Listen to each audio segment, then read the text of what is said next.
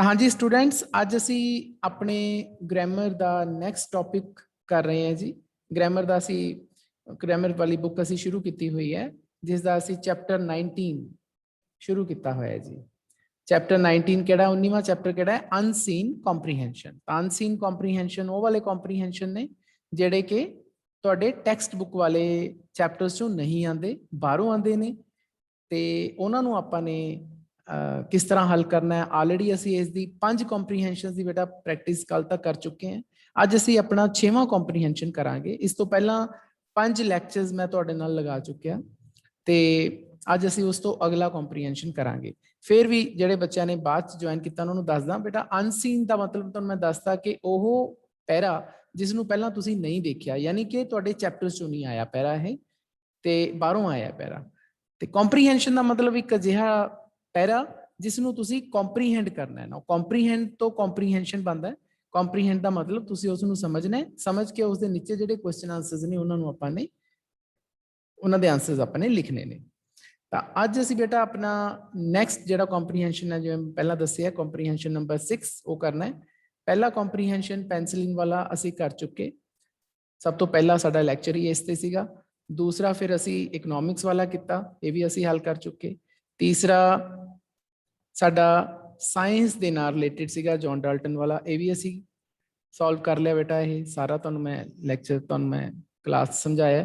4th chapter ਸੀਗਾ ਸਾਡਾ, comprehension ਸੀਗਾ ਫੋਰਨ ਜਰਨੀਜ਼ ਵਾਲਾ, ਇਹ ਵੀ ਆਪਾਂ ਨੇ ਸਾਰਾ ਹੱਲ ਕੀਤਾ। ਤੇ 5th ਅਸੀਂ ਕੱਲ ਹੀ ਕਰਿਆ, ਉਹ ਕਿਹੜਾ ਸੀਗਾ ਜੀ? ਇਹ ਸੀਗਾ ਆਪਣਾ ਹੈਂਡੀਕੈਪਡ ਪਰਸਨਸ ਵਾਲਾ। ਉਮੀਦ ਹੈ ਕਿ ਤੁਹਾਨੂੰ ਸਾਰਾ ਸਮਝ ਆ ਗਿਆ ਹੋਣਾ। ਅੱਜ ਅਸੀਂ ਆਪਣਾ 6ਵਾਂ ਕੰਪਰੀਹੈਂਸ਼ਨ ਕਰਾਂਗੇ। ਅੱਛਾ, ਇਸ ਕੰਪਰੀਹੈਂਸ਼ਨ ਦੇ ਬਾਰੇ ਮੈਂ ਦੱਸਦਾ ਬੇਟਾ, ਇਹ ਵਾਲਾ ਕੰਪਰੀਹੈਂਸ਼ਨ ਸਟੂਡੈਂਟਸ ਨੂੰ ਬਹੁਤ ਔਖਾ ਲੱਗਦਾ ਹੈ। ਉਹਦਾ ਰੀਜ਼ਨ ਵੀ ਹੈ ਕਿਉਂਕਿ ਇਸ ਦੇ ਵਿੱਚ ਕੁਝ ਟਰਮਸ ਐਸੀਆਂ ਆਉਂਦੀਆਂ ਨੇ ਜੋ ਸਟੂਡੈਂਟਸ ਨੇ ਪਹਿਲਾਂ ਨਹੀਂ ਸੁਣੀਆਂ ਹੁੰਦੀਆਂ, ਬਿਕੋਜ਼ ਇਹ ਵੀ ਟਰਮਸ ਜਿਹੜੀਆਂ ਆਉਂਦੀਆਂ ਨੇ ਇਹ ਇਕਨੋਮਿਕਸ ਨਾਲ ਰਿਲੇਟਡ, ਅਰਥ ਸ਼ਾਸਤਰ ਨਾਲ ਰਿਲੇਟਡ ਟਰਮਸ ਨੇ। ਜਿਹੜਾ ਇਸ ਤੋਂ ਪਹਿਲਾਂ ਆਪਾਂ ਨੇ ਇੱਕ ਇਕਨੋਮਿਕਸ ਵਾਲਾ ਦੇ ਨਾਲ ਰਿਲੇਟਡ ਪੈਰਾ ਕਾਰਲ ਮਾਰਕਸ ਤੇ ਐਡਮ ਸਮਿਥ ਵਾਲਾ ਕਰਿਆ ਸੀ, ਉਹ ਹਜੇ ਇਸ ਤੋਂ ਆਸਾਨ ਹੈ, ਲੇਕਿਨ ਇਹ ਥੋੜਾ ਜਿਹਾ ਔਖਾ ਹੈ। ਪਰ ਜਦੋਂ ਮੈਂ ਕਰਾਉਂਗਾ ਬੇਟਾ, ਦੀਪਕ ਸਰ ਕਰਾਉਣਗੇ, ਫਿਰ ਕੋਈ ਔਖੀ ਚੀਜ਼ ਨਹੀਂ ਹੈ ਤੁਹਾਡੇ ਲਈ। ਤਾਂ ਇਸ ਨੂੰ ਚੰਗੀ ਤਰ੍ਹਾਂ ਸਮਝੋ, ਤੇ ਜੇਕਰ ਫਿਰ ਵੀ ਕੋਈ ਕਮੀ ਪੇਸ਼ੀ ਤੁਹਾਡੀ ਰਹਿੰਦੀ ਹੈ ਇਸ ਪੈਰੇ ਨੂੰ ਸਮਝ ਕੇ, ਸਮਝਣ ਤੋਂ ਬਾਅਦ ਵੀ, ਤਾਂ ਤੁਸੀਂ ਇਸ ਦੀ ਜਿਹੜੀ ਮੈਂ ਰਿਕਾਰਡਿੰਗ ਬਣਾ ਰਹੇ ਹਾਂ ਇਸ ਨੂੰ ਦੁਬਾਰਾ ਦੇਖੋ। ਜੇ ਫਿਰ ਵੀ ਤੁਹਾਨੂੰ ਦਿੱਕਤ ਆਉਂਦੀ ਹੈ ਤਾਂ ਤੁਸੀਂ ਮੈਨੂੰ WhatsApp ਤੇ ਕੰਟੈਕਟ ਕਰੋ, ਬਿਕੋਜ਼ ਇਹ ਪੈਰਾ ਕਾਫੀ ਜ਼ਿਆਦਾ ਇੰਪੋਰਟੈਂਟ ਹੈ। ਉਹਦਾ ਕਾਰਨ ਮੈਂ ਦੱਸਦਾ, ਇਹ ਸਿਰਫ ਤੁਹਾਨੂੰ ਹੀ ਸਿਲੇਬਸ 'ਚ ਸ਼ਾਮਿਲ ਨਹੀਂ ਹੈ, ਇਹ ਕਈ ਬੈਂਕਾਂ ਦੇ ਵਿੱਚ ਜਿਹੜੇ ਬੈਂਕਿੰਗ ਪੇਪਰਸ ਹੁੰਦੇ ਆ ਜਾਂ ਹੋਰ ਜਿਹੜੇ ਰਿਕਰੂਟਮੈਂਟ ਵਾਲੇ ਪੇਪਰਸ ਹੁੰਦੇ ਆ, ਉਹਨਾਂ 'ਚ ਪੈਰਾ ਇਹ ਵਾਲਾ ਆਇਆ ਹੋਇਆ ਹੈ। ਕਈ ਸਾਰੇ ਰੇਲਵੇ ਰਿਕਰੂਟਮੈਂਟ ਦੇ ਵਿੱਚ ਜਾਂ ਨੌਕਰੀਆਂ ਦੀ ਜਿਹੜੀ ਭਰਤੀ ਹੁੰਦੀ ਹੈ ਉਹਨਾਂ ਦੇ ਵਿੱਚ ਇੰਗਲਿਸ਼ ਦੇ ਪੇਪਰ ਦੇ ਵਿੱਚ ਇਹ ਪੈਰਾ ਆਇਆ ਹੋਇਆ ਹੈ। ਬੈਂਕਿੰਗ ਦੇ ਵਿੱਚ ਆਇਆ ਹੋਇਆ ਹੈ, ਬੈਂਕਾਂ ਦੇ ਵਿੱਚ ਜਾਣ ਲਈ ਜਿਹੜੇ ਪੇਪਰ ਹੁੰਦੇ ਨੇ ਉਸ ਦੇ ਵਿੱਚ ਇਹ ਵਾਲਾ ਪੈਰਾ ਆਇਆ ਹੋਇਆ। ਤਾਂ ਬਹੁਤ ਇੰਪੋਰਟੈਂਟ ਪੈਰਾ ਹੈ, ਥੋੜਾ ਜਿਹਾ ਔਖਾ ਵੀ ਹੈ, ਥੋੜਾ ਜਿਹਾ ਮਨ ਲਾ ਕੇ ਸਮਝਿਓ, ਪਰ ਕੋਈ ਔਖਾ ਨਹੀਂ, ਤੁਸੀਂ ਸਮਝੋ ਜਰਾ ਤੇ ਤੁਹਾਨੂੰ ਕੋਈ ਦਿੱਕਤ ਨਹੀਂ ਆਏਗੀ। ਚਲੋ ਜੀ ਆਪਾਂ ਸ਼ੁਰੂ ਕਰਦੇ ਹਾਂ। ਕਹਿੰਦੇ, in a reversal of the norm elsewhere in India, policy makers and economists have become optimists while bosses do the worrying। ਹੁਣ ਸਮਝੋ ਬੇਟਾ ਇਸ 'ਚ ਕੀ ਹੈ। ਰਿਵਰਸਲ ਆਫ ਦਾ ਨੋਰਮ ਦਾ ਮਤਲਬ ਕੀ ਹੁੰਦਾ ਹੈ? ਰਿਵਰਸਲ ਆਫ ਦਾ ਨੋਰਮ ਦਾ ਮਤਲਬ ਹੁੰਦਾ ਬੇਟਾ ਕਿ ਕੋਈ ਮੰਨ ਲਓ ਕੋਈ ਆਮ ਹਾਲਾਤਾਂ ਹੋਣ, ਉਹਦੇ ਨਾਲੋਂ ਕੋਈ ਉਲਟ ਹੋ ਜਾਵੇ ਕੋਈ ਗੱਲ, ਕਿ ਆਮ ਕੋਈ ਚੀਜ਼ ਚੱਲ ਰਹੀ ਹੋਵੇ ਉਹਦੇ ਨਾਲੋਂ ਕੋਈ ਉਲਟ ਚੀਜ਼ ਹੋ ਜਾਵੇ, ਉਸ ਨੂੰ ਆਪਾਂ ਕਹਿੰਦੇ ਆ reversal of the norm. Reversal ਦਾ ਮਤਲਬ ਉਲਟ ਹੈ ਨਾ, ਰਿਵਰਸ ਹੋ ਗਈ ਚੀਜ਼। ਨੋਰਮ ਦਾ ਮਤਲਬ ਹੁੰਦਾ ਕੋਈ ਨਿਯਮ ਚੱਲਦਾ ਹੋਵੇ, ਉਹਦੇ ਉਲਟ ਕੋਈ ਹੋਰ ਚੀਜ਼ ਬਣ ਜੇ। ਤਾਂ ਉਹ ਇੰਡੀਆ ਦੇ ਵਿੱਚ ਹੋਇਆ। ਕੀ ਹੋਇਆ ਕਿ ਪਾਲਿਸੀ, ਦੋ ਚੀਜ਼ਾਂ ਦੀ ਗੱਲ ਹੋ ਰਹੀ ਹੈ, ਦੋ ਪਰਸਨਸ ਦੇ ਗਰੁੱਪ ਦੀ ਗੱਲ ਹੋ ਰਹੀ ਹੈ। ਇੱਕ ਤਾਂ ਪਾਲਿਸੀ ਮੇਕਰਸ ਤੇ ਇੱਕ ਇਕਨੋਮਿਸਟ, ਤੇ ਦੂਸਰਾ ਹੋ ਰਿਹਾ ਬੌਸਿਸ। ਤਾਂ ਇਹ ਸਮਝੋ ਪਹਿਲਾਂ ਨਾ, ਪਾਲਿਸੀ ਮੇਕਰਸ ਕੌਣ ਹੁੰਦੇ ਨੇ ਬੇਟਾ? ਜਿਹੜੇ ਸਾਡੇ ਅਰਥ ਸ਼ਾਸਤਰ ਦੀਆਂ ਪਾਲਿਸੀਆਂ ਬਣਾਉਂਦੇ ਨੇ। ਜਿਵੇਂ ਕਿ ਸਪੋਜ਼ ਕਰੋ, ਆਪਾਂ ਕਹਿੰਦੇ ਨਾ ਹਰ ਸਾਲ ਬਜਟ ਆ ਜਾਂਦਾ ਹੈ, ਸਰਕਾਰ ਬਜਟ ਪੇਸ਼ ਕਰਦੀ ਹੈ, ਉਹਦੇ 'ਚ ਕੋਈ ਪਾਲਿਸੀ ਬਣਦੀ ਹੈ ਵੀ ਅਸੀਂ ਇੰਨਾ ਪੈਸਾ ਜੀ ਰੇਲਵੇ ਲਈ ਰੱਖਤਾ, ਇੰਨਾ ਪੈਸਾ ਅਸੀਂ ਸਿੱਖਿਆ ਲਈ ਰੱਖਤਾ। ਇਸ ਤਰ੍ਹਾਂ ਬਜਟ ਬਣਦਾ ਹੈ, ਤਾਂ ਉਹਨੂੰ ਆਪਾਂ ਪਾਲਿਸੀ ਮੇਕਰਸ ਕਹਿੰਦੇ ਹਾਂ। ਪਾਲਿਸੀ ਬਣਾਉਣ ਵਾਲੇ, ਨੀਤੀਆਂ ਬਣਾਉਣ ਵਾਲੇ। ਪਾਲਿਸੀ ਮੇਕਰ ਦਾ ਮਤਲਬ ਅਰਥ ਸ਼ਾਸਤਰ ਦੀਆਂ ਨੀਤੀਆਂ ਬਣਾਉਣ ਵਾਲੇ। ਇਕਨੋਮਿਸਟ ਕਿਹਨੂੰ ਕਿਹਾ ਜਾਂਦਾ ਬੇਟਾ? ਅਰਥ ਸ਼ਾਸਤਰੀਆਂ ਨੂੰ, ਜੋ ਸਾਰਾ ਹਿਸਾਬ ਕਿਤਾਬ ਲਗਾਉਂਦੇ ਨੇ। ਅਰਥ ਸ਼ਾਸਤਰ, ਉਹਨਾਂ ਦੇ ਨਾਲ ਰਿਲੇਟਡ ਜਿਹੜੇ ਪਰਸਨ ਨੇ ਉਹਨਾਂ ਨੂੰ ਅਸੀਂ ਇਕਨੋਮਿਸਟ ਕਹਿੰਦੇ ਹਾਂ। ਤਾਂ ਪਹਿਲੀ ਲਾਈਨ ਦੇ ਵਿੱਚ ਸਮਝਣ ਦੀ ਲੋੜ ਹੈ, ਦੋ ਤਰ੍ਹਾਂ ਦੇ ਪਰਸਨਸ ਦੀ ਗੱਲ ਹੋ ਰਹੀ ਹੈ। ਇੱਕ ਤਾਂ ਪਾਲਿਸੀ ਮੇਕਰਸ ਐਂਡ ਇਕਨੋਮਿਸਟ ਦੀ ਗੱਲ ਹੋ ਰਹੀ ਹੈ, ਦੂਸਰੀ ਗੱਲ ਹੋ ਰਹੀ ਹੈ ਬੌਸਿਸ ਦੀ। ਬੌਸ ਕਿਹਨੂੰ ਕਿਹਾ ਜਾਂਦਾ? ਬੌਸ ਕਹਿੰਦੇ ਨਾ, ਬੌਸ। ਬੌਸ ਦਾ ਮਤਲਬ ਕੀ ਹੈ? ਮੰਨ ਲਓ ਕਿਸੇ ਕੰਪਨੀ 'ਚ ਆਪਾਂ ਕੰਮ ਕਰ ਰਹੇ ਹੋਈਏ, ਵੱਡੀ ਸਾਰੀ ਕੰਪਨੀ 'ਚ ਕੰਮ ਕਰ ਰਹੇ ਹੋਈਏ, ਕੋਈ ਜਿਵੇਂ ਕਿ ਨਾਭੇ ਕੰਪਨੀ ਹੈ ਜੀ, ਗਲੈਕਸੋ ਸਮਿਥ ਕਲਾਈਨ ਹੈ ਨਾ, ਕਾਫੀ ਵੱਡੀ ਰੈਪਿਊਟਿਡ ਕੰਪਨੀ ਹੈ ਜਿੱਥੇ ਹਾਰਲਿਕਸ ਵਗੈਰਾ, ਬੂਸਟ ਵਗੈਰਾ ਬਣਦਾ ਹੈ, ਐਦਾਂ ਦੀ ਕੰਪਨੀ ਹੈ, ਕਾਰਪੋਰੇਟ ਸੈਕਟਰ ਆਪਾਂ ਕਹਿੰਦੇ ਹਾਂ। ਉੱਥੇ ਕੋਈ ਪਰਸਨ ਕੰਮ ਕਰ ਰਿਹਾ ਹੋ ਤਾਂ ਉਹਦਾ ਬੌਸ, ਉਹਦਾ ਜਿਹੜਾ ਮੇਨ ਹੈ ਬੰਦਾ, ਹੈਡ, ਉਹਨੂੰ ਆਪਾਂ ਬੌਸ ਕਹਿੰਦੇ ਹਾਂ। ਕਹਿੰਦੇ ਇਹਨਾਂ ਦੋਨਾਂ ਦੀ ਹਾਲਤ ਦਾ ਬਿਆਨ ਕੀਤਾ ਗਿਆ। ਕੀ ਕਿਹਾ ਕਿ ਜਿਹੜੇ ਪਾਲਿਸੀ ਮੇਕਰਸ ਤੇ ਇਕਨੋਮਿਸਟ ਨੇ ਉਹ ਤਾਂ ਆਪਟੀਮਿਸਟ ਨੇ। ਆਪਟੀਮਿਸਟ ਦਾ ਮਤਲਬ ਆਸ਼ਾਵਾਦੀ, ਇਹ ਧਿਆਨ ਰੱਖਣਾ ਹੈ। ਆਪਟੀਮਿਸਟ ਦਾ ਮਤਲਬ ਆਸ਼ਾਵਾਦੀ। ਤੇ ਬੌਸਿਸ ਨੂੰ ਕੀ ਹੋ ਰਿਹਾ ਹੈ? ਉਹਨਾਂ ਨੂੰ ਚਿੰਤਾ ਲੱਗੀ ਹੋਈ ਹੈ। ਇਹ ਉਲਟ ਹੋ ਗਈਆਂ ਚੀਜ਼ਾਂ। ਇੱਕ ਗਰੁੱਪ ਆਫ ਪੀਪਲ ਤਾਂ ਕੀ ਕਰ ਰਿਹਾ ਹੈ? ਉਹ ਆਸ ਲਾ ਰਿਹਾ ਹੈ, ਤੇ ਦੂਜਾ ਗਰੁੱਪ ਆਫ ਪੀਪਲ ਕੀ ਕਰ ਰਿਹਾ ਹੈ? ਉਹ ਉਸ ਨੂੰ ਫਿਕਰ ਲੱਗੀ ਹੋਈ ਹੈ। ਲਾਈਨ ਨੂੰ ਦੁਬਾਰਾ ਸਮਝੋ ਕੀ ਹੈ। ਕਹਿੰਦੇ ਇੰਡੀਆ ਦੇ ਵਿੱਚ ਆਮ ਹਾਲਾਤਾਂ ਨਾਲੋਂ ਉਲਟ, ਆਮ ਦੀ ਤਰ੍ਹਾਂ ਨਾਲੋਂ ਉਲਟ ਜਿਹੜੇ ਨੀਤੀਆਂ ਬਣਾਉਣ ਵਾਲੇ ਤੇ ਅਰਥ ਸ਼ਾਸਤਰੀ ਨੇ ਉਹ ਤਾਂ ਆਸ਼ਾਵਾਦੀ ਨੇ, ਜਦੋਂ ਕਿ ਜਿਹੜੇ ਕੰਪਨੀਆਂ ਦੇ ਮੁਖੀ ਨੇ ਉਹਨਾਂ ਨੂੰ ਚਿੰਤਾ ਲੱਗੀ ਹੋਈ ਹੈ। ਇਹ ਆਨਸਰ ਹੈ ਜੀ। ਸਮਝ ਆ ਗਿਆ ਜੀ? ਅੱਗੇ ਚੱਲੀਏ। The country's central bank has predicted that India's economy is likely to grow at a double-digit rate during the next 20-30 years. ਹੁਣ ਪਹਿਲੀ ਲਾਈਨ ਤੋਂ ਸਾਨੂੰ ਕਲੀਅਰ ਹੋ ਗਿਆ ਕਿ ਦੋ ਤਰ੍ਹਾਂ ਦੇ ਗਰੁੱਪ ਆਫ ਪਰਸਨਸ ਦੀ ਗੱਲ ਹੋ ਰਹੀ ਹੈ। ਇੱਕ ਤਾਂ ਉਹ ਜਿਹੜੇ ਬੜੇ ਆਸ਼ਾਵਾਦੀ ਨੇ, ਦੂਸਰੇ ਆਸ਼ਾਵਾਦੀ ਨਹੀਂ ਹੈ, ਉਹਨਾਂ ਨੂੰ ਚਿੰਤਾ ਲੱਗੀ ਹੋਈ ਹੈ। ਤਾਂ ਹੁਣ ਇਸ ਲਾਈਨ ਦੇ ਵਿੱਚ ਆਸ਼ਾਵਾਦੀ ਵਾਲੇ ਜਿਹੜੇ ਆਪਟੀਮਿਸਟ ਬੰਦੇ ਹੈ ਉਹਨਾਂ ਦੀ ਗੱਲ ਹੋ ਰਹੀ ਹੈ, ਉਹੀ ਜਿਹੜੇ ਸਾਡੇ ਪਾਲਿਸੀ ਮੇਕਰਸ ਨੇ ਤੇ ਇਕਨੋਮਿਸਟ ਨੇ। ਤਾਂ ਹੁਣ ਸੈਂਟਰਲ ਬੈਂਕ ਪਾਲਿਸੀ ਮੇਕਰ ਵਾਲਿਆਂ ਚ ਆਉਂਦਾ ਹੈ। ਸੈਂਟਰਲ ਬੈਂਕ ਕੀ ਹੈ? ਸੈਂਟਰਲ ਬੈਂਕ ਆਫ ਇੰਡੀਆ, ਠੀਕ ਹੈ ਨਾ। ਸਾਡਾ ਜਿਹੜਾ ਸੈਂਟਰਲ ਬੈਂਕ ਹੈ, ਉਹ ਸਾਡੇ ਦੇਸ਼ ਦਾ ਜਿਹੜਾ ਸੈਂਟਰਲ ਬੈਂਕ ਹੈ, ਉਸਨੇ ਇਹ ਪ੍ਰਿਡਿਕਟ ਕੀਤਾ ਹੈ। ਪ੍ਰਿਡਿਕਟ ਦਾ ਮਤਲਬ ਆਸ ਲਗਾਈ ਹੈ, ਅਨੁਮਾਨ ਲਗਾਇਆ ਹੈ ਕਿ ਇੰਡੀਆ ਦੀ ਜਿਹੜੀ ਇਕਨੋਮੀ ਹੈ, ਇਕਨੋਮੀ ਮਤਲਬ ਕਿ ਜਿਹੜੀ ਸਾਡੀ ਅਰਥ ਵਿਵਸਥਾ, ਜਿਹਨੂੰ ਆਪਾਂ ਪੰਜਾਬੀ ਚ ਕਹਿੰਦੇ ਹਾਂ, ਤੁਸੀਂ 9ਵੀਂ 10ਵੀਂ ਚ ਬੇਟਾ ਇਹ ਟਰਮਸ ਪੜ੍ਹੀਆਂ ਨੇ ਤਾਂ ਤੁਹਾਡੇ ਲਈ ਕੋਈ ਨਵੀਆਂ ਨਹੀਂ ਹੈਗੀਆਂ। ਤਾਂ ਜਿਹੜੀ ਸਾਡੇ ਭਾਰਤ ਦੇਸ਼ ਦੀ ਇਕਨੋਮੀ ਹੈ ਉਹ ਲਾਈਕਲੀ ਟੂ ਗਰੋ, ਉਹ ਵਧੇਗੀ, ਵਧਣ ਦੇ ਚਾਂਸਿਸ ਹੈ। ਲਾਈਕਲੀ ਟੂ ਗਰੋ ਦਾ ਮਤਲਬ ਉਸ ਦੇ ਇੱਕ ਸਾਡੇ ਭਾਰਤ ਦੇ ਅਰਥ ਵਿਵਸਥਾ ਤਰੱਕੀ ਕਰੂਗੀ, ਉਹਦੇ ਚਾਂਸ ਨੇ। ਕਿਵੇਂ? At a double digit rate. Double digit ਦਾ ਮਤਲਬ ਦੋ ਡਿਜਿਟਸ। ਡਿਜਿਟਸ ਕੀ ਹੁੰਦੇ ਨੇ? 0 1 2 3 4 5 6 7 8 9, ਇਹਨੂੰ ਆਪਾਂ ਡਿਜਿਟ ਕਹਿੰਦੇ। ਜਦ ਆਪਾਂ ਇਹਨੂੰ ਡਬਲ ਕਰ ਦਈਏ ਤਾਂ ਕੀ ਬਣ ਗਿਆ? ਮੰਨ ਲਓ ਸਿੰਗਲ ਡਿਜਿਟ ਤਾਂ ਹੋ ਗਿਆ ਬੇਟਾ, ਜੇ ਆਪਾਂ ਕੱਲਾ 1 ਪਾ ਦਈਏ ਜਾਂ 2 ਪਾ ਦਈਏ ਜਾਂ 3 ਪਾ ਦਈਏ, ਇਹ ਤਾਂ ਸਿੰਗਲ ਡਿਜਿਟ ਹੋ ਗਿਆ। ਡਬਲ ਡਿਜਿਟ ਕੀ ਹੋ ਸਕਦਾ ਹੈ? 1 0 ਵੀ ਹੋ ਸਕਦਾ ਹੈ, 9 9 ਵੀ ਹੋ ਸਕਦਾ ਹੈ ਨਾ। 10 ਤੋਂ ਲੈ ਕੇ 99 ਤੱਕ ਜਿਹੜਾ ਵੀ ਅੱਖਰ ਹੈ ਉਹ ਸਾਡਾ ਡਬਲ ਡਿਜਿਟ ਹੈ। ਇਸ ਤੋਂ ਉੱਪਰ ਟ੍ਰਿਪਲ ਡਿਜਿਟ ਹੋ ਜਾਂਦਾ ਹੈ। ਤਾਂ ਹੁਣ ਸਾਡੇ ਸੈਂਟਰਲ ਬੈਂਕ ਨੇ ਕੀ ਆਸ ਲਗਾਈ ਹੈ? ਉਹ ਇਹ ਆਸ ਲਗਾ ਰਿਹਾ ਹੈ ਕਿ ਅਗਲੇ 20-30 ਸਾਲਾਂ ਤੱਕ ਸਾਡੇ ਭਾਰਤ ਦੀ ਜਿਹੜੀ ਅਰਥ ਵਿਵਸਥਾ ਹੈ ਉਹ ਡਬਲ ਡਿਜਿਟ ਰੇਟ ਦੇ ਹਿਸਾਬ ਨਾਲ ਵਧੇਗੀ। ਆਉਣ ਵਾਲੇ 20-30 ਸਾਲਾਂ ਦੇ ਵਿੱਚ ਡਬਲ ਡਿਜਿਟ ਚ ਵਧੂਗੀ। ਮਤਲਬ 9% ਨਹੀਂ, 8% ਨਹੀਂ, 10% ਜਾਂ 10% ਤੋਂ ਲੈ ਕੇ ਜ਼ਿਆਦਾ ਡਬਲ ਡਿਜਿਟ ਕੋਈ ਵੀ ਹੋ ਸਕਦੀ ਹੈ, 11 12 13 20 25, ਹੈ ਨਾ। ਤਾਂ ਇਹ ਗੱਲ ਕਹੀ ਹੈ ਕਿਸਨੇ? ਸੈਂਟਰਲ ਬੈਂਕ ਨੇ। ਤਾਂ ਇਹ ਧਿਆਨ ਰੱਖਣਾ ਹੈ, ਕਿੰਨਾ ਕਿ ਹੈ? Double digit.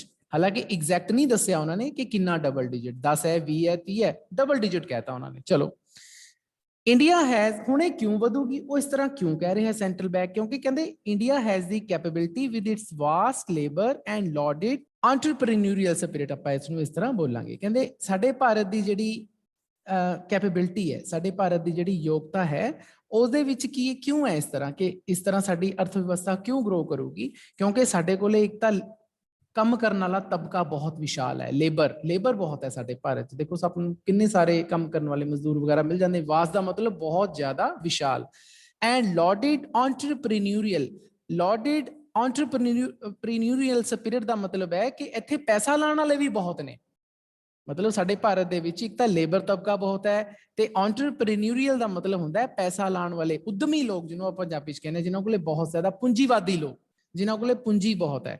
ਤੇ ਉਹਨਾਂ 'ਚ ਵੀ ਬਹੁਤ ਜ਼ਿਆਦਾ ਕੀ ਹੈ? ਲਾਡਡ ਸਪਿਰਿਟ ਹੈ ਕਿ ਉਹ ਵੀ ਪੂਰਾ ਜੋਸ਼ ਨਾਲ ਪੈਸਾ ਲਾਉਂਦੇ ਆ ਇੰਡੀਆ 'ਚ, ਕਿ ਹਾਂ ਭਾਈ ਅਸੀਂ ਆਪਣਾ ਪੈਸਾ ਲਾਵਾਂਗੇ ਤੇ ਸਾਡੇ ਪੈਸਾ ਵੀ ਵਧੂਗਾ, ਸਾਨੂੰ ਮੁਨਾਫਾ ਵੀ ਹੋਊਗਾ। ਹੁਣ ਜਦੋਂ ਪੈਸਾ ਲੱਗੂਗਾ ਬੇਟਾ ਉਦਯੋਗਾਂ ਦੇ ਵਿੱਚ ਇੰਡੀਆ 'ਚ, ਤਾਂ ਉੱਥੇ ਕੰਮ ਵੀ ਲੋਕ ਕਰਨਗੇ, ਤੇ ਜਦੋਂ ਕੰਮ ਕਰਨਗੇ ਉਹਨਾਂ ਦਾ ਵਧੀਆ ਲਾਈਫ ਸਟੈਂਡਰਡ ਉੱਚਾ ਹੋਊਗਾ ਤਾਂ ਇੰਡੀਆ ਦੀ ਵੀ ਤਰੱਕੀ ਹੋਊਗੀ। ਤਾਂ ਇਸ ਲਾਈਨ ਦੇ ਵਿੱਚ ਇਹ ਗੱਲ ਕਹੀ ਗਈ ਹੈ ਕਿ ਭਾਰਤ ਦੇਸ਼ ਆਉਣ ਵਾਲੇ 20-30 ਸਾਲਾਂ ਦੇ ਵਿੱਚ ਕਾਫੀ ਵਧੀਆ ਤਰੱਕੀ ਕਰੂਗਾ, ਡਬਲ ਡਿਜਿਟ ਚ ਕਰੂਗਾ। ਲੇਕਿਨ ਨਾਲ ਨਾਲ ਕਿਉਂ ਕਰੂਗਾ? ਕਿਉਂਕਿ ਸਾਡੇ ਕੋਲ ਇੱਕ ਤਾਂ ਲੇਬਰ ਬਹੁਤ ਜ਼ਿਆਦਾ, ਲੇਬਰ ਫੋਰਸ ਬਹੁਤ ਜ਼ਿਆਦਾ ਹੈ, ਕੰਮ ਕਰਨ ਵਾਲੇ ਲੋਕ ਬਹੁਤ ਜ਼ਿਆਦਾ ਨੇ, ਤੇ ਇੱਥੇ ਪੈਸਾ ਲਾਉਣ ਵਾਲੇ ਲੋਕ ਵੀ ਬੜੇ ਉਦਮੀ ਨੇ, ਬੜੇ ਹੀ ਜੋਸ਼ ਨਾਲ ਪੈਸਾ ਲਾਉਂਦੇ ਨੇ। ਪਰ ਹੁਣ ਦੂਸਰੀ ਗੱਲ ਆ ਗਈ, ਇਹ ਤਾਂ ਹੋ ਗਈ ਇੱਕ ਪਹਿਲੇ ਗਰੁੱਪ ਆਫ ਪੀਪਲ ਦੀ ਗੱਲ, ਜਿਹੜੇ ਬੰਦੇ ਆਸ਼ਾਵਾਦੀ ਨੇ, ਉਹ ਵਾਲੀ ਗੱਲ ਹੋ ਗਈ। ਪਰ ਨਾਲ ਹੀ ਅਸੀਂ ਦੂਸਰੀ ਗੱਲ ਕੀ ਕੀਤੀ ਸੀ ਕਿ ਦੂਸਰਾ ਜਿਹੜਾ ਸਾਡੇ ਕੰਪਨੀਆਂ ਦੇ ਬੋਸ ਨੇ, ਕਾਰਪੋਰੇਟ ਸੈਕਟਰ ਦੇ ਬੋਸ, ਉਹ ਤਾਂ ਇੰਨੇ ਆਸ਼ਾਵਾਦੀ ਨਹੀਂ ਹੈਗੇ। ਤਾਂ ਹੁਣ ਉਹਨਾਂ ਦੀ ਗੱਲ ਆ ਰਹੀ ਹੈ, ਕਹਿੰਦੇ but the private sector which is supposed to do the heavy lifting that turns India from the 10th largest economy to the 3rd largest by 2030 has become fed up। ਪਰ ਹੁਣ ਸਾਡਾ ਜਿਹੜਾ ਪ੍ਰਾਈਵੇਟ ਸੈਕਟਰ ਹੈ, ਦੇਖੋ ਬੇਟਾ ਦੋ ਤਰ੍ਹਾਂ ਦੇ ਸੈਕਟਰ ਹੁੰਦੇ ਨੇ, ਇੱਕ ਪ੍ਰਾਈਵੇਟ ਸੈਕਟਰ ਹੁੰਦਾ, ਇੱਕ ਪਬਲਿਕ ਸੈਕਟਰ ਹੁੰਦਾ। ਪਬਲਿਕ ਸੈਕਟਰ 'ਚ ਕੀ ਆ ਜਾਂਦਾ ਹੈ? ਜਿਹੜੇ ਸੈਕਟਰ ਨੂੰ, ਜਿਹੜੇ ਅਦਾਰਿਆਂ ਨੂੰ ਸਾਡੀ ਸਰਕਾਰ ਚਲਾਉਂਦੀ ਹੈ, ਉਹਦੇ 'ਚ ਜਿਵੇਂ ਸਾਡਾ ਦੇਖੋ ਸਿੱਖਿਆ ਮਹਿਕਮਾ ਆ ਗਿਆ, ਸਾਡੀਆਂ ਸਿਹਤ ਸੇਵਾਵਾਂ ਵੀ ਆ ਗਈਆਂ, ਜਿਵੇਂ ਸਿਵਲ ਹਸਪੀਟਲ ਆ ਸਾਡੇ, ਹੈ ਨਾ, ਤੇ ਇਸੇ ਤਰ੍ਹਾਂ ਸਾਡੇ ਹੋਰ ਆਫਿਸ ਆ ਗਏ, ਸਰਕਾਰੀ ਆਫਿਸ, ਤਾਂ ਉਹ ਪਬਲਿਕ ਸੈਕਟਰ ਆ ਗਏ। ਪ੍ਰਾਈਵੇਟ ਸੈਕਟਰ ਕੌਣ ਹੈ? ਪ੍ਰਾਈਵੇਟ ਸੈਕਟਰ 'ਚ ਉਹੀ ਜਿਨ੍ਹਾਂ ਨੇ ਕੰਪਨੀਆਂ ਲਾਈਆਂ ਨੇ, ਜਿਵੇਂ ਤੁਹਾਨੂੰ ਮੈਂ ਇੱਕ 90 ਦੀ ਗੱਲ ਦੱਸੀ ਹੈ, ਇਸ ਤਰ੍ਹਾਂ ਪਟਿਆਲੇ ਵੀ ਕੰਪਨੀਆਂ ਹੈਗੀਆਂ ਨੇ, ਸਾਡੇ ਪੰਜਾਬ 'ਚ ਬਹੁਤ ਸਾਰੀਆਂ ਫਰਮਸ ਨੇ ਜਿੱਥੇ ਲੋਕੀ ਕੰਮ ਕਰਦੇ ਨੇ, ਲੇਕਿਨ ਉਹ ਸਰਕਾਰੀ ਨਹੀਂ ਹੈਗੀਆਂ, ਉੱਥੇ ਆਮ ਲੋਕਾਂ ਨੇ, ਜਿਨ੍ਹਾਂ ਕੋਲੇ ਪੈਸਾ ਹੈ, ਪ੍ਰਾਈਵੇਟ ਲੋਕਾਂ ਨੇ ਪੈਸੇ ਲਾਏ। ਹੁਣ ਇਹ ਕੀ ਕਹਿ ਰਿਹਾ ਹੈ? ਕਹਿੰਦਾ ਜਿਹੜਾ ਸਾਡਾ ਪ੍ਰਾਈਵੇਟ ਸੈਕਟਰ ਹੈ, ਇਸ ਨੇ ਟੂ ਡੂ ਦਾ ਹੈਵੀ ਲਿਫਟਿੰਗ। ਨਾ ਹੈਵੀ ਲਿਫਟਿੰਗ ਦਾ ਮਤਲਬ ਕੀ ਹੈ? ਜਦੋਂ ਆਪਾਂ ਕੋਈ ਕੰਮ ਕਰਦੇ ਹਾਂ ਤਾਂ ਕੰਮ ਦੇ ਵਿੱਚ ਜਿਹੜੇ ਸਭ ਤੋਂ ਔਖੇ ਫੇਜ਼ ਆਉਂਦੇ ਆ ਕੰਮ ਕਰਨ ਦੇ ਵਿੱਚ, ਹੈ ਨਾ, ਸਭ ਤੋਂ ਜ਼ਿਆਦਾ ਪ੍ਰੋਬਲਮਸ ਆਉਂਦੀਆਂ ਨੇ, ਉਹਨੂੰ ਆਪਾਂ ਹੈਵੀ ਲਿਫਟਿੰਗ ਕਹਿੰਦੇ ਆ।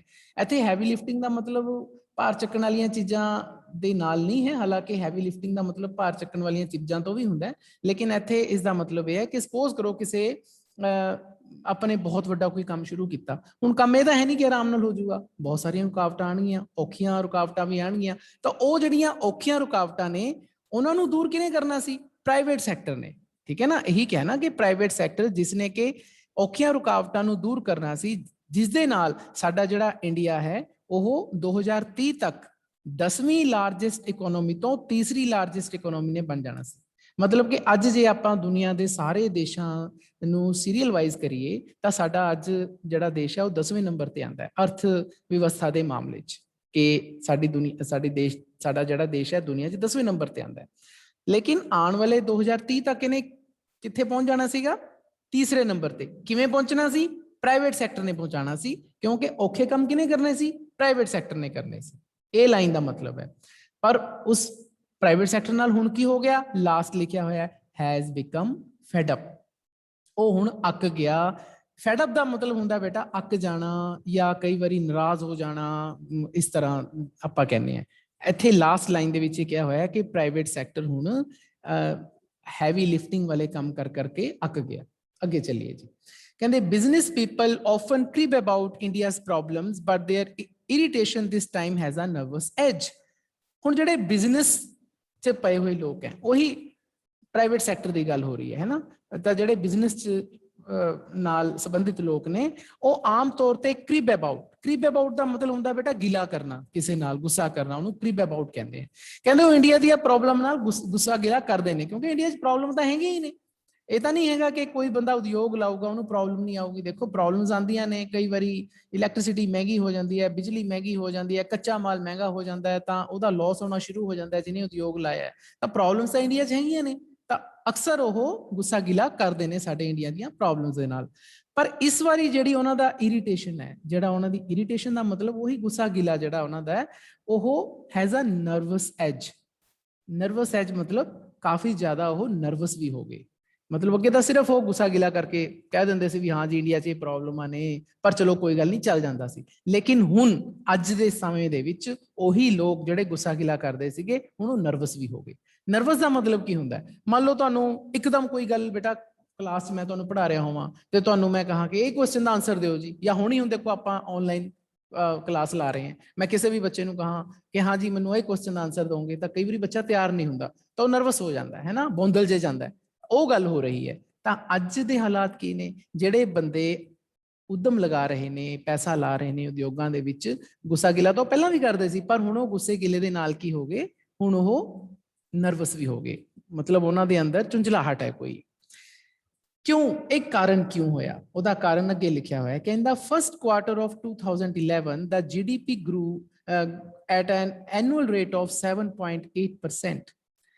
ਹੁਣ ਦੇਖੋ ਇੱਕ ਐਬਰੀਵੇਸ਼ਨ ਆਈ ਹੈ ਬੇਟਾ ਤੁਹਾਡੇ ਜੀਡੀਪੀ ਗ੍ਰੋਸ ਡੋਮੈਸਟਿਕ ਪ੍ਰੋਡਕਟ, ਇਹਦਾ ਮਤਲਬ ਹੁੰਦਾ ਸਕਲ ਘਰੇਲੂ ਉਤਪਾਦਨ। ਇਹ ਵੈਸੇ ਤਾਂ ਹੈ ਅਰਥ ਸ਼ਾਸਤਰ ਦਾ ਟੌਪਿਕ, ਲੇਕਿਨ ਮੈਂ ਤੁਹਾਨੂੰ ਦੱਸ ਦੇਣਾ, ਦੇਖੋ ਕਿ ਆਲੇ ਦੁਆਲੇ ਦੇਖੋ ਜਿੰਨੀਆਂ ਵੀ ਸਰਕਾਰ ਸਰਵਿਸਿਜ਼ ਦਿੰਦੀ ਹੈ ਨਾ, ਉਹ ਸਾਰੇ ਸਾਡੇ ਦੇਸ਼ ਦੀਆਂ ਅਰਥ ਵਿਵਸਥਾ ਦੇ ਵਿੱਚ ਕੰਟਰੀਬਿਊਟ ਕਰਦੀਆਂ ਨੇ। ਤੁਸੀਂ ਇਹ ਲਗਾ ਲਓ ਕਿ ਇੱਕ ਤਰ੍ਹਾਂ ਨਾਲ ਪੂਰੇ ਦੇਸ਼ ਦੇ ਵਿੱਚ ਜਿੰਨੀ ਆਮਦਨ ਹੁੰਦੀ ਹੈ ਤਾਂ ਉਸ ਦਾ ਇੱਕ ਲੇਖਾ ਜੋਖਾ ਹੁੰਦਾ ਹੈ ਜੀਡੀਪੀ ਤੋਂ ਪਤਾ ਲੱਗਦਾ ਹੈ ਕਿ ਸਾਡਾ ਦੇਸ਼ ਕਿੰਨੀ ਕੁ ਤਰੱਕੀ ਕਰ ਰਿਹਾ ਹੈ। ਬਸ ਇੰਨਾ ਕੁ ਤੁਸੀਂ ਅੰਦਾਜ਼ਾ ਲਾ ਲਓ। ਬਾਕੀ ਜੇ ਤੁਸੀਂ ਇਸ ਦੇ ਬਾਰੇ ਜ਼ਿਆਦਾ ਪੜ੍ਹਨਾ ਬੇਟਾ ਤਾਂ ਤੁਸੀਂ ਆਪਣੀ ਇਕਨੋਮਿਕਸ ਦੀਆਂ ਟਰਮਸ ਜਾ ਕੇ ਨੈਟ ਤੇ ਦੇਖ ਸਕਦੇ ਹੋ, ਜਾਂ ਆਪਣੇ ਤੁਸੀਂ ਟੀਚਰਸ ਨੂੰ ਵੀ ਪੁੱਛ ਸਕਦੇ ਹੋ, ਕਿਉਂਕਿ ਇਹ ਬੇਸਿਕਲੀ ਇਕਨੋਮਿਕਸ ਦਾ ਕਨਸੈਪਟ ਹੈ। ਤਾਂ ਕਹਿੰਦੇ 2011 ਦੇ ਪਹਿਲੇ ਕੁਆਟਰ 'ਚ, ਕੁਆਟਰ ਦਾ ਮਤਲਬ ਕੀ ਹੈ, ਦੇਖੋ ਕੁਆਟਰ ਕਿਵੇਂ ਹੁੰਦਾ ਹੈ ਕਿ ਆਪਾਂ ਇੱਕ ਚੀਜ਼ ਦਾ 4 ਹਿੱਸੇ ਕਰ ਦਈਏ ਉਹ ਕੁਆਟਰ ਬਣ ਜਾਂਦਾ ਹੈ। ਜਿਵੇਂ ਆਪਣੇ ਸਾਲ ਦੇ 12 ਮਹੀਨੇ ਹੁੰਦੇ ਬੇਟਾ, ਠੀਕ ਹੈ ਨਾ, ਸਾਲ ਦੇ 12 ਮਹੀਨਿਆਂ ਦੇ 12 ਮਹੀਨਿਆਂ ਨੂੰ ਆਪਾਂ 4 ਹਿੱਸੇ ਕਰ ਦਈਏ ਤਾਂ 3 ਇਸ ਤਰ੍ਹਾਂ 12 ਮਹੀਨੇ ਹੋ ਗਏ ਨਾ। ਤਾਂ ਪਹਿਲੇ 3 ਮਹੀਨਿਆਂ ਨੂੰ ਆਪਾਂ ਜਨਵਰੀ, ਫਰਵਰੀ, ਮਾਰਚ ਨੂੰ ਫਸਟ ਕੁਆਟਰ ਕਹਿੰਦੇ ਹਾਂ। ਤਾਂ ਫਸਟ ਕੁਆਟਰ ਦਾ ਮਤਲਬ ਕੀ ਹੋ ਗਿਆ, ਜਨਵਰੀ, ਫੈਬਰੂਅਰੀ ਐਂਡ ਮਾਰਚ। ਤਾਂ 2011 ਦੇ ਪਹਿਲੇ 3 ਮਹੀਨਿਆਂ ਦੇ ਵਿੱਚ ਜਿਹੜੀ ਸਾਡੀ ਜੀਡੀਪੀ ਸੀ, ਸਾਡੇ ਦੇਸ਼ ਦੀ ਜਿਹੜੀ ਅਰਥ ਵਿਵਸਥਾ ਸੀ, ਉਹ 7.8% ਦੇ ਹਿਸਾਬ ਨਾਲ ਗਰੋ ਕਰ ਰਹੀ ਸੀ, ਵੱਧ ਰਹੀ ਸੀ 7.8%। ਕਿ ਪਹਿਲੇ ਸਾਲ ਇਸ ਤੋਂ 2010 ਨਾਲੋਂ 2011 ਦੇ ਪਹਿਲੇ 3 ਮਹੀਨਿਆਂ ਦੇ ਵਿੱਚ ਸਾਡਾ ਦੇਸ਼ ਦੀ ਅਰਥ ਵਿਵਸਥਾ 7.8% ਵੱਧ ਗਈ ਸੀ, ਮਤਲਬ ਕਿ ਦੇਸ਼ ਨੂੰ ਬਹੁਤ ਫਾਇਦਾ ਹੋਇਆ। 15-17 ਚ ਕੀ ਹੋਇਆ, 2015-17 ਇਟ ਮੈਨੇਜਡ 6 to 7%। ਇੱਥੇ 6 to 7 ਹੈ, ਪੁਆਇੰਟ ਨਹੀਂ ਹੈ, ਧਿਆਨ ਰੱਖਿਓ ਇੱਥੇ ਨਾ, 6 ਤੋਂ 7। ਤਾਂ 15-17 ਚ ਕੀ ਹੋ ਗਿਆ, ਘਟ ਗਈ, 6 ਤੋਂ 7% ਰਹਿ ਗਈ। ਦੇਖੋ ਪਹਿਲਾਂ 7.8 ਸੀ 11 ਦੇ ਵਿੱਚ, 15-17 ਦੇ ਵਿੱਚ ਵਧਣੀ ਚਾਹੀਦੀ ਸੀ ਲੇਕਿਨ ਘਟ ਗਈ, 6 ਤੋਂ 7% ਹੀ ਰਹਿ ਗਈ।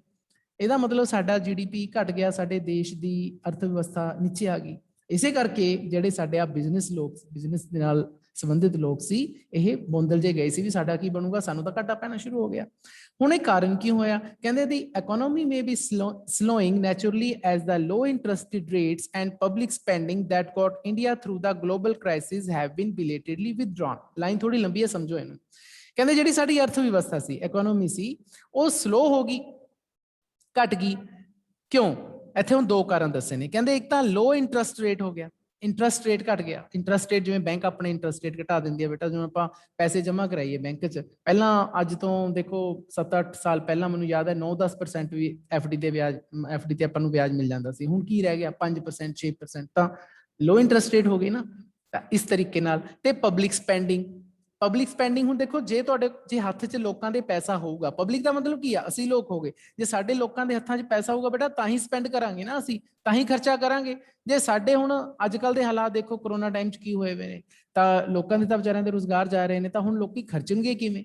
ਜੇ ਪੈਸਾ ਹੀ ਨਹੀਂ ਹੈਗਾ ਸਾਡੇ ਕੋਲੇ ਤਾਂ ਅਸੀਂ ਖਰਚਾ ਕਿਵੇਂ ਕਰਾਂਗੇ? ਤਾਂ 2 ਚੀਜ਼ਾਂ ਹੋ ਗਈਆਂ, ਬੈਂਕ ਇੰਟਰਸਟ ਘਟ ਗਏ, ਖਰਚਾ ਲੋਕਾਂ ਦਾ ਘਟ ਗਿਆ। ਉਹਦੇ ਨਾਲ ਕੀ ਹੁੰਦਾ, ਜਦੋਂ ਲੋਕੀ ਪੈਸਾ ਨਹੀਂ ਕੱਢਣਗੇ ਤਾਂ ਸਾਡੇ ਦੇਸ਼ ਦੀ ਜੀਡੀਪੀ ਘਟ ਜਾਂਦੀ ਹੈ। ਇਸ ਕਰਕੇ ਸਾਡੀ ਇਕਨੋਮੀ ਹੈ ਜਿਹੜੀ ਉਹ ਸਲੋ ਹੋ ਗਈ, ਆ 2 ਕਾਰਨਾਂ ਕਰਕੇ।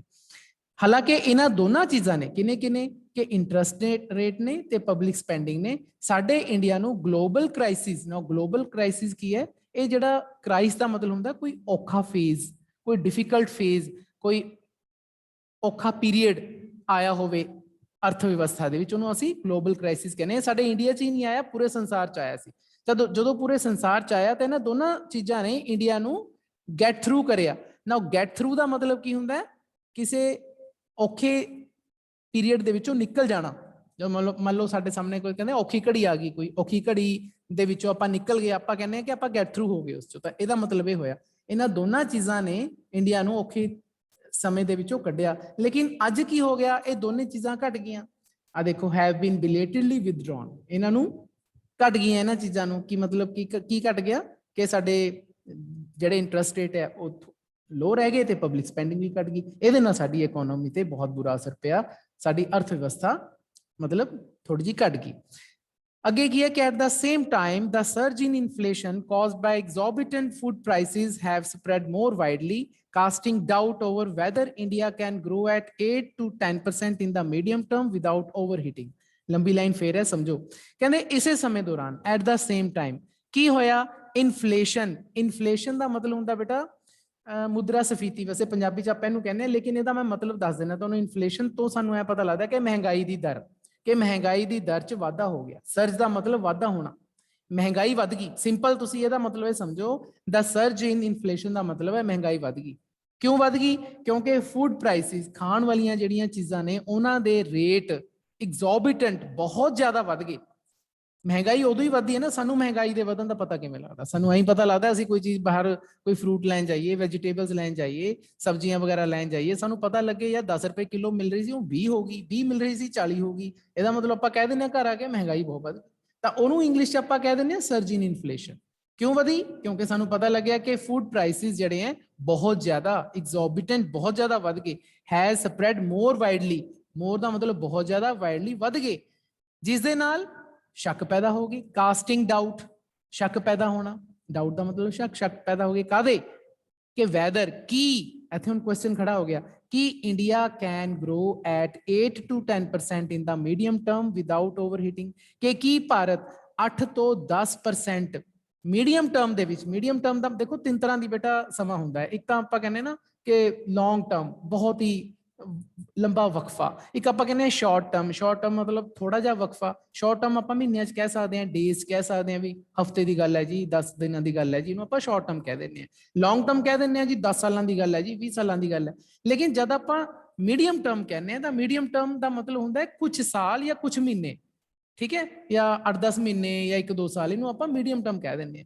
तो इत्थे हुण ये गल कही गई है कि की इंडिया इस अपने मीडियम टर्म दे विच दरमियाने वक्फे के दौरान की 8 ਤੋਂ 10% भी ग्रो कर सकता है। की कर सकता है? वैदर इत्थे की कर सकता है विदाउट ओवरहीटिंग। ना विदाउट ओवरहीटिंग का मतलब की है कि जेकर इंडिया ने विकास करना है तो विकास करने के नाल अर्थव्यवस्था ने जे विकसित होना है तो ਉਹਦੇ ਨਾਲ ਜਦੋਂ ਅਰਥਵਿਵਸਥਾ ਬੇਟਾ ਵਿਕਸਿਤ ਹੁੰਦੀ ਹੈ ਤਾਂ ਜਿਹੜੀ ਮਹਿੰਗਾਈ ਦਰ ਹੈ ਉਹ ਵੀ ਵੱਧਦੀ ਹੈ। ਇਹ ਚੀਜ਼ ਨਾ ਹੋਵੇ, ਵਿਦਾਊਟ ਓਵਰਹੀਟਿੰਗ ਦਾ ਮਤਲਬ ਵਿਕਾਸ ਤਾਂ ਹੋਵੇ ਇੰਡੀਆ ਦਾ, ਲੇਕਿਨ ਮਹਿੰਗਾਈ ਦਰ ਨਾ ਵਧੇ, ਇਹਨੂੰ ਕਿਹਾ ਗਿਆ ਵਿਦਾਊਟ ਓਵਰਹੀਟਿੰਗ। ਤਾਂ ਬੇਟਾ ਕਈ ਸਾਰੇ ਟਰਮਸ ਆਏ ਆ ਇਸ ਦੇ ਵਿੱਚ ਜੋ ਤੁਹਾਡੇ ਲਈ ਨਵੇਂ ਸੀ। ਮੈਂ ਤੁਹਾਨੂੰ ਪਹਿਲਾਂ ਦੱਸਿਆ ਕਿ ਇਹ ਜਿਹੜਾ ਪੈਰਾ ਨਾ ਥੋੜਾ ਜਿਹਾ ਬੱਚਿਆਂ ਨੂੰ ਔਖਾ ਲੱਗਦਾ ਬਿਕੋਜ਼ ਇਕਨੋਮਿਕਸ ਨਾਲ ਰਿਲੇਟਡ ਹੈ। ਮੈਂ ਆਪਣੇ ਵੱਲੋਂ ਪੂਰੀ ਕੋਸ਼ਿਸ਼ ਕੀਤੀ ਹੈ, ਫਿਰ ਵੀ ਕੋਈ ਡਾਊਟ ਰਹਿ ਗਿਆ ਹੋਵੇ ਤਾਂ ਤੁਸੀਂ ਮੈਨੂੰ ਕੰਟੈਕਟ ਕਰ ਸਕਦੇ ਹੋ। चलो हुण मैनूं लगता है कि तुहानूं काफ़ी ज़्यादा पैरा क्लीयर हो गया होना। हुण आपां इसदा क्वेश्चन करते हैं। देखो क्वेश्चन आसान है, पैरा जरूर औखा है लेकिन क्वेश्चन बहुत आसान है। पहला क्वेश्चन के what rate of growth does the central bank predicts for the Indian economy for next 20-30 years. Simple कहते सेंट्रल बैंक ने इंडिया दा विकास दर, ग्रोथ, विकास कितना अनुमान लगाया सी। प्रिडिक्ट का मतलब अनुमान लगाया सी फॉर द नैक्सट 20-30 20-30 साल ਜਿਹੜੇ ਆਉਣ ਵਾਲੇ ਨੇ ਉਹਦੇ ਵਿੱਚ ਇੰਡੀਆ ਕਿੰਨੀ ਦਰ ਨਾਲ ਵਿਕਾਸ ਕਰੂਗਾ, ਇਸ ਦੀ ਸਾਡੀ ਅਰਥਵਿਵਸਥਾ ਕਿੰਨੀ ਜਾਊਗੀ, ਉਹਦਾ ਕੀ ਆਨਸਰ ਹੈ ਜੀ? 8% no, 7% no, 5% no, double digit. ਯਾਦ ਕਰੋ ਪਹਿਲੇ ਪੈਰੇ ਦੇ ਵਿੱਚ ਹੀ ਆਇਆ ਸੀ, ਮੈਂ ਡਬਲ ਡਿਜਿਟ ਤੁਹਾਨੂੰ ਸਮਝਾਇਆ ਸੀਗਾ ਕਿ ਸੈਂਟਰਲ ਬੈਂਕ ਨੇ ਡਬਲ ਡਿਜਿਟ ਦੇ ਵਿੱਚ ਦੱਸਿਆ ਹੈ ਕਿ ਸਾਡੇ ਭਾਰਤ ਦੀ ਜਿਹੜੀ ਆਹ ਵਾਲੀ ਲਾਈਨ ਹੈ ਦੇਖੋ, has predicted that India's economy is like to grow at a double digit rate. आसान है, सीधा ही पिया जी आंसर। तो आप डबल डिजिट लिखांगे आंसर ਇਹਦਾ। पहले का आंसर पा के लिखना बेटा, इसनू पहला आंसर इस तरह पा के फिर तुसी डबल डिजिट पाना है, डबल डिजिट, ठीक है जी। आगे जी, who is supposed to do the heavy lifting to turn India into the third largest economy? Who ਦਾ ਮਤਲਬ ਇੱਥੇ ਕੀ ਹੈ ਕਿ ਕਿਸੇ ਨੂੰ ਕਿਹਾ ਗਿਆ। who ਦਾ ਮਤਲਬ ਕਿਸੇ ਪਰਸਨ ਨੂੰ ਜਾਂ ਕਿਸੇ ਗਰੁੱਪ ਨੂੰ ਕਿਹਾ ਗਿਆ ਹੈ ਨਾ। who ਦਾ ਮਤਲਬ ਹਮੇਸ਼ਾ ਹੀ ਹੁੰਦਾ, ਪਹਿਲੇ ਵਰਡ ਵਾਰ ਜ਼ਰੂਰ ਧਿਆਨ ਦਿਆ ਦਿਓ, ਸ਼ਬਦ ਨੂੰ ਧਿਆਨ ਨਾਲ ਦੇਖਿਆ ਕਰੋ, ਉੱਥੋਂ ਕੁਐਸਚਨ ਪਤਾ ਲੱਗ ਜਾਂਦਾ। ਤਾਂ ਕਿਸਨੇ ਕਿਹਾ, मतलब कौन सी जिसने हैवी लिफ्टिंग का काम करना सी। हैवी लिफ्टिंग का मतलब औखे काम करने सी ताकि इंडिया तीसरी सब तो वड्डी अर्थव्यवस्था बन जाए। हुण तां 10वीं है ना, अज दे टाइम च इंडिया 10वें नंबर ते है, पर आने वाले सालों दे विच इंडिया ने तीसरे नंबर ते पहुंचना सी। कौन पहुंचांदा है इहनूं? तां मैं तुहानूं दस्सिया सी ना, प्राइवेट सैक्टर। तां आह वाला देखो लाइन है, इत्थों ही स्टार्ट हुंदी है जित्थों सानूं पता लगदा है कि प्राइवेट सैक्टर है जिसने दस्सिया सी कि वह हैवी लिफ्टिंग करूगा ते जिस नाल इंडिया थर्ड लार्जेस्ट साडी इकोनॉमी बन जाएगी। तो बेटा प्राइवेट सैक्टर है, पब्लिक सैक्टर का तो ना ही नहीं आया, तो गवर्नमेंट एजेंसीज का नाम ही नहीं आया, प्रॉपर्टी ओनर का नाम ही नहीं आया, पूरे पैरे प्राइवेट सैक्टर का ही ना आया है, तो यही साडा आंसर है। तीसरा डायरैक्ट, तीसरा ते चौथा बेटा डायरैक्ट क्वेश्चन हुंदा है ते तीसरा साडा डायरैक्ट क्वेश्चन है कि what is India's capability to grow based on. ਤਾਂ ਬੇਸਡ ਔਨ ਤਾਂ ਅਸੀਂ ਵਰਡ ਕਈ ਵਾਰੀ ਆਨਸਰ 'ਚ ਲਿਖਿਆ ਨਾ, ਤਾਂ ਬੇਸਡ ਔਨ ਦਾ ਮਤਲਬ ਹੁੰਦਾ ਆਧਾਰਿਤ ਹੋਣਾ, ਤੇ ਸਾਡੇ ਭਾਰਤ ਦੀ ਕੈਪੇਬਿਲਿਟੀ ਯੋਗਤਾ ਗਰੋ ਕਰਨ ਦੀ ਕਿ ਇੰਡੀਆ ਵਿਕਾਸ ਕਰ ਸਕਦਾ ਹੈ ਕਿਸ ਦੇ ਉੱਤੇ ਆਧਾਰਿਤ ਹੈ। ਤਾਂ ਦੱਸਿਆ ਸੀਗਾ ਨਾ ਕਿ ਕੁਝ ਅਰਥਸ਼ਾਸਤਰੀ ਜਾਂ ਪਾਲਿਸੀ ਮੇਕਰ ਕਹਿੰਦੇ ਨੇ ਕਿ ਸਾਡਾ ਇੰਡੀਆ ਡਬਲ ਡਿਜਿਟ 'ਚ ਗਰੋ ਕਰੂਗਾ ਆਉਣ ਵਾਲੇ ਟਾਈਮ 'ਚ। ਕਿਉਂ ਕਹਿੰਦੇ ਨੇ? ਤਾਂ ਆਪਾਂ ਆਨਸਰ ਦਿੱਤਾ ਸੀਗਾ ਕਿ ਦੋ ਚੀਜ਼ਾਂ ਕਰਕੇ ਇੰਡੀਆ ਗਰੋ ਕਰ ਸਕਦਾ ਹੈ। ਇੱਕ ਤਾਂ ਸਾਡੇ ਕੋਲੇ ਲੇਬਰ ਜਿਹੜੀ ਹੈ ਬਹੁਤ ਵਿਸ਼ਾਲ ਹੈ, ਵਾਸਟ ਲੇਬਰ, ਤੇ ਦੂਸਰਾ ਕਿਹਾ ਸੀਗਾ ਸਾਨੇ ਕਿ ਸਾਡੇ ਜਿਹੜੇ ਉਦਮੀ ਲੋਕ ਨੇ, ਜਿਹੜੇ ਪੈਸਾ ਲਾਉਣ ਵਾਲੇ ਨੇ, ਉਹਨਾਂ 'ਚ ਜੋਸ਼ ਬਹੁਤ ਹੈ। ਤਾਂ ਬੇਟਾ ਆਹ ਵਾਲੀ ਜਿਹੜੀ ਲਾਈਨ ਹੈ ਇਹਦਾ ਆਨਸਰ ਹੈ ਇੱਥੋਂ ਲੈ ਕੇ ਕਿ India has the capability with its vast labour and lauded entrepreneurial spirit. ਤੇ ਇਹ ਜਿਹੜਾ ਆਨਸਰ ਹੈ ਤੁਸੀਂ ਇਹ ਵਾਲੀ ਲਾਈਨ ਦਾ ਆਨਸਰ ਲਿਖ ਸਕਦੇ ਹੋ। ਤੇ ਸਿੰਪਲ ਆਨਸਰ ਹੈ, ਪੂਰਾ ਸਿੱਧਾ ਆਨਸਰ ਹੈ ਇਹਦਾ, ਡਾਇਰੈਕਟ ਕੁਐਸਚਨ ਹੈ। ਇੱਥੇ ਦਾ ਤੀਸਰੇ ਦਾ ਆਨਸਰ ਹੋ ਗਿਆ। फोर्थ क्वेश्चन देखो की है कि what is casting doubts over India's growth rate. India दे विकास दर दे ऊपर कौन शक पा रहे है? शक पाउना, वट केड़ी चीज डाउट कर रही है? तो कास्टिंग डाउट वाली लाइन केड़ी सी? यही सी ना कि साडे कोले आ वाली चीज है लाइन कि वैदर, इथों लै लो तुसी, weather India can grow at 8 to 10% in the medium term without overheating, ये वाली लाइन है, ठीक है। तो ये चीज शक पा रही है, लेकिन ਇਹਦਾ आंसर सानू पूरा लिखना पड़ेगा। दो कारण ने जी, एक तो surge in inflation caused by the exorbitant food prices has spread more widely, casting doubt over whether India, ਤਾਂ पूरी लाइन बेटा ਤੁਹਾਨੂੰ आंसर ਚ ਲਿਖਣੀ ਪੈਣੀ ਹੈ। at the same time ਤੁਹਾਨੂੰ ਤੁਸੀਂ ਛੱਡ ਸਕਦੇ ਹੋ, ਇੱਥੋਂ ਸ਼ੁਰੂ ਕਰ ਸਕਦੇ ਹੋ। The surge in inflation caused by exorbitant food prices ਤੋਂ ਲੈ ਕੇ without overheating, ਮੈਂ ਸਾਰੀ ਐਕਸਪਲੇਨ ਬੇਟਾ ਇਹ ਪੈਰੇ ਚ ਕਰ ਚੁੱਕਿਆ। ਤਾਂ ਇਹ ਪੂਰੀ ਲਾਈਨ ਸਾਡੇ ਇੰਡੀਆ ਦੇ ਵਿਕਾਸ ਦਰ ਤੇ ਸ਼ੱਕ ਪਾ ਰਹੀ ਹੈ ਕਿ ਸ਼ਾਇਦ ਇੰਡੀਆ ਇਸ ਤਰੀਕੇ ਦੇ ਨਾਲ ਜਿਸ ਤਰ੍ਹਾਂ ਆਪਾਂ ਸੋਚਿਆ ਨਾ ਕਰ ਸਕੇ, 8 ਤੋਂ 10% ਹੀ ਰਹਿ ਜੇ। ਫਿਫਥ ਕੁਐਸਚਨ ਜਿਹੜਾ ਹੁੰਦਾ ਬੇਟਾ ਉਹ ਫਿਲ ਇਨ ਦੀ ਬਲੈਂਕਸ ਹੁੰਦਾ ਹਮੇਸ਼ਾ।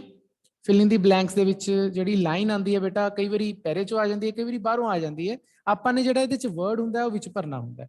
ਤਾਂ ਇਸ ਦਾ ਬੇਟਾ ਜਿਹੜਾ ਦੇਖੋ ਸੈਂਟੈਂਸ ਆਇਆ ਇਸ ਵਾਰੀ, ਇਹ ਬਾਹਰੋਂ ਆਇਆ, he suffered from a dash breakdown. ਇਹ ਪੈਰੇ ਦੇ ਵਿੱਚ ਆਪਾਂ ਸੈਂਟੈਂਸ ਨਹੀਂ ਪੜਿਆ, ਬਾਹਰੋਂ ਵੀ ਆ ਸਕਦਾ, ਲੇਕਿਨ ਵਰਡ ਆਪਾਂ ਕਿੱਥੋਂ ਭਰਾਂਗੇ? ਪੈਰੇ ਚੋਂ। ਤਾਂ ਉਸ ਨੂੰ ਡੈਸ਼ ਬ੍ਰੇਕ ਡਾਊਨ ਹੋਇਆ, ਉਸ ਨਾਲ ਪੀੜਿਤ ਹੋਇਆ। ਤਾਂ ਬੇਟਾ ਇੱਕ ਵਰਡ ਤੁਸੀਂ ਸੁਣਿਆ ਹੋਏਗਾ ਆਮ, ਨਰਵਸ ਬ੍ਰੇਕ ਡਾਊਨ। ਤਾਂ ਨਰਵਸ ਸ਼ਬਦ ਕੀ ਆਇਆ ਜੀ? ਪੈਰੇ ਚੋਂ ਆਇਆ, ਯਾਦ ਹੋਣਾ। ਜਿਹੜੇ ਸਾਡੇ ਬਿਜ਼ਨਸ ਪੀਪਲ ਹੈ, ਆ ਦੇਖੋ ਬਿਜ਼ਨਸ ਪੀਪਲ ਦੀ ਲਾਈਨ ਵੱਲ ਇਹਦੇ ਚ ਨਰਵਸ ਆਇਆ, ਉਹ ਵੀ ਨਰਵਸ ਹੋਏ ਹੋਏ ਨਾ ਬਿਜ਼ਨਸ ਪੀਪਲ, ਕਿਉਂਕਿ ਬੜੀਆਂ ਪ੍ਰੋਬਲਮਸ ਉਹਨਾਂ ਨੂੰ ਫੇਸ ਕਰਨੀਆਂ ਪੈਂਦੀਆਂ ਨੇ। ਤਾਂ ਇੱਥੇ ਨਰਵਸ ਆਊਗਾ। ਨਰਵਸ ਬ੍ਰੇਕਡਾਊਨ ਦਾ ਮਤਲਬ ਮੈਂ ਤੁਹਾਨੂੰ ਦੱਸ ਦੇਣਾ ਬੇਟਾ, ਜਦੋਂ ਸਾਡੀ ਹਾਲਤ ਇਸ ਤਰ੍ਹਾਂ ਦੀ ਹੋ ਜੇ ਕਿ ਅਸੀਂ ਨੋਰਮਲ ਨਾ ਰਹੀਏ, ਜਿਵੇਂ ਆਪਾਂ ਹੁਣ ਆਮ ਖੁਸ਼ ਹੁੰਨੇ ਆ ਤੇ ਆਪਣੀ ਜ਼ਿੰਦਗੀ ਬਤੀਤ ਕਰਦੇ ਹਾਂ। ਨਰਵਸ ਬ੍ਰੇਕਡਾਊਨ ਦੇ ਵਿੱਚ ਬਿਲਕੁਲ ਹੀ ਸਾਡੀ ਜਿਹੜੀ ਬੋਡੀ ਹੁੰਦੀ ਹੈ ਉਹ ਹੋਰੀ ਤਰ੍ਹਾਂ ਦੀ ਹੋ ਜਾਂਦੀ ਹੈ, ਕਈ ਤਰ੍ਹਾਂ ਦੀਆਂ ਪ੍ਰੋਬਲਮਸ ਵੀ ਆ ਜਾਂਦੀਆਂ ਨੇ, ਮੈਡੀਕਲ ਪ੍ਰੋਬਲਮਸ ਵੀ ਆ ਜਾਂਦੀਆਂ ਨੇ, ਉਸ ਨੂੰ ਨਰਵਸ ਬ੍ਰੇਕਡਾਊਨ ਕਹਿੰਦੇ ਨੇ। ਲਾਸਟ ਜਿਹੜਾ ਕੁਐਸਚਨ ਹੁੰਦਾ ਬੇਟਾ ਤੁਹਾਡਾ 6ਵਾਂ, ਉਹ ਮੈਚ ਦਾ ਵਰਡਸ ਹੁੰਦਾ, ਜਿਸ ਦੇ ਵਿੱਚ ਤੁਸੀਂ ਕਾਲਮ A ਦੇ ਨਾਲ ਕਾਲਮ B ਨੂੰ ਮੈਚ ਕਰਨਾ ਹੁੰਦਾ ਵਿਦ देयर मीनिंग। ਵੈਸੇ 90% ਤਾਂ ਬੇਟਾ ਇਹ ਚ ਸਿਨੋਨਿਮਸ ਹੀ ਆਉਂਦੇ ਨੇ, ਸਮਾਨ ਭਾਵੀ, ਕਦੇ-ਕਦੇ ਐਂਟੋਨਿਮਸ ਵੀ ਆ ਜਾਂਦੇ ਨੇ, ਲੇਕਿਨ ਇੱਥੇ ਆਪਾਂ ਸਿਨੋਨਿਮਸ ਹੀ ਪਾਵਾਂਗੇ। ਤਾਂ ਸਭ ਤੋਂ ਪਹਿਲਾਂ ਜੀ ਕ੍ਰਾਈਸਿਸ, ਇਹ ਦੋਨੇ ਵਰਡ A ਕਾਲਮ ਦੇ ਦੋਨੇ ਵਰਡ ਕਿੱਥੋਂ ਆਏ ਨੇ? ਪੈਰੇ ਚੋਂ, ਲੇਕਿਨ B ਕਾਲਮ ਦੇ ਜਿਹੜੇ 3 ਵਰਡਸ ਲਿਖੇ ਹੋਏ ਨੇ ਇਹ ਬਾਹਰੋਂ ਨੇ। ਆਪਾਂ ਨੇ ਪੈਰੇ ਵਾਲਿਆਂ ਨੂੰ ਬਾਹਰ ਵਾਲੇ ਵਰਡਸ ਦੇ ਨਾਲ ਮੈਚ ਕਰਨਾ। ਤਾਂ ਕ੍ਰਾਈਸਿਸ ਦਾ ਮਤਲਬ ਮੈਂ ਤੁਹਾਨੂੰ ਕੀ ਦੱਸਿਆ ਸੀ? ਔਖਾ ਸਮਾਂ ਹੈ ਨਾ। ਤੇ ਡਿਫਿਕਲਟ ਫੇਜ਼ ਮੈਂ ਤੁਹਾਨੂੰ ਦੱਸਿਆ ਵੀ ਸੀ, ਤਾਂ ਡਿਫਿਕਲਟ ਫੇਜ਼ ਇੱਥੇ ਲਿਖਿਆ ਹੀ ਹੋਇਆ ਜੀ। ਤਾਂ ਕ੍ਰਾਈਸਿਸ ਦਾ ਮਤਲਬ ਇੱਥੇ ਅਸੀਂ ਲਿਖਾਂਗੇ ਡਿਫਿਕਲਟ ਫੇਜ਼। ਤਾਂ ਇਹਦਾ ਇਹ ਆਨਸਰ ਆ ਗਿਆ। ਆਪਟੀਮਿਸਟ ਦਾ ਸ਼ੁਰੂ ਜੀ ਆਇਆ ਸੀ ਆਸ਼ਾਵਾਦੀ, ਆਪਟੀਮਿਸਟ ਆਸ਼ਾਵਾਦੀ, ਤੇ ਉਹ person who looks forward to a positive outcome। Look forward to ਆਪਾਂ ਕੱਲ ਵੀ ਇਹ ਫਰੇਜ਼ ਡਿਸਕਸ ਕੀਤਾ ਸੀਗਾ। ਤਾਂ ਲੁੱਕ ਫਾਰਵਰਡ ਟੂ ਦਾ ਮਤਲਬ ਇਹ ਹੁੰਦਾ ਹੈ ਕਿ ਜਦੋਂ ਅਸੀਂ ਚੰਗੀ ਆਸ ਲਾਉਂਦੇ ਹਾਂ ਆਉਣ ਵਾਲੇ ਫਿਊਚਰ ਦੇ ਵਿੱਚ, ਤਾਂ ਉਹ ਪਰਸਨ ਜੋ ਇੱਕ ਚੰਗੀ ਆਸ ਲਾਉਂਦਾ ਹੈ ਵਧੀਆ ਰਿਜ਼ਲਟ ਦੇ ਲਈ, ਤਾਂ ਇਹ ਮਤਲਬ ਇਹਦਾ ਹੋ ਗਿਆ ਜੀ। ਤਾਂ ਤੁਸੀਂ ਕ੍ਰਾਈਸਿਸ ਦਾ ਮਤਲਬ ਇਹ ਲਿਖਣਾ ਹੈ, ਆਪਟੀਮਿਸਟ ਦਾ ਮਤਲਬ ਇਹ ਲਿਖਣਾ। ਤੇ ਇਹਨੂੰ ਉਹਦੇ ਨਾਲ ਮੈਚ ਕਰਕੇ ਪੜ੍ਹਨਾ ਹੈ, ਕਾਟੇ ਮਾਟੇ ਜਿਹੇ ਨਹੀਂ ਮਾਰਨੇ ਕਿ ਇਹਨੂੰ ਇਹਦੇ ਨਾਲ ਮਿਲਾਤਾ, ਉਹਨੂੰ ਇਹਦੇ ਨਾਲ ਮਿਲਾਤਾ। ਆਹ ਕੰਮ ਨਾ ਕਰਿਓ, ਨੰਬਰ ਕੱਟ ਜਾਂਦੇ ਨੇ। ਤੁਸੀਂ ਪ੍ਰੋਪਰ ਇਸ ਦੇ ਆਨਸਰਸ ਲਿਖ ਕੇ ਆਇਓ। ਤਾਂ ਇਸ ਤਰੀਕੇ ਦੇ ਨਾਲ ਇਹ ਪੈਰਾ ਜੀ, ਉਮੀਦ ਹੈ ਕਿ ਤੁਹਾਨੂੰ ਸਮਝ ਆ ਗਿਆ ਹੋਣਾ। ਥੋੜਾ ਜਿਹਾ ਸਮਝਣ ਵਾਲਾ ਹੈ। ਜੇਕਰ ਤੁਹਾਨੂੰ ਫਿਰ ਵੀ ਕੋਈ ਦਿੱਕਤ ਆਉਂਦੀ ਹੈ ਬੇਟਾ, ਤਾਂ ਤੁਸੀਂ ਇਸ ਨੂੰ ਦੁਬਾਰਾ ਜ਼ਰੂਰ ਦੇਖਿਓ, ਤਾਂ ਤੁਹਾਨੂੰ ਜ਼ਿਆਦਾ ਚੰਗੀ ਤਰ੍ਹਾਂ ਸਮਝ ਆ ਜਾਏਗਾ। ਸਾਡਾ ਇਸ ਤਰੀਕੇ ਦੇ ਨਾਲ ਸਾਡੇ 6 ਕੰਪਰੀਹੈਂਸ਼ਨ ਪੂਰੇ ਹੁੰਦੇ ਨੇ। ਹਾਂਜੀ ਦੱਸੋ ਕਿਸ ਤਰ੍ਹਾਂ ਲੱਗਿਆ ਤੁਹਾਨੂੰ ਸਾਰੇ ਜਣੇ, ਸਮਝ ਆਇਆ? ਹਾਂਜੀ ਸਰ। ਓਕੇ ਹਾਂਜੀ ਠੀਕ ਹੈ ਜੀ।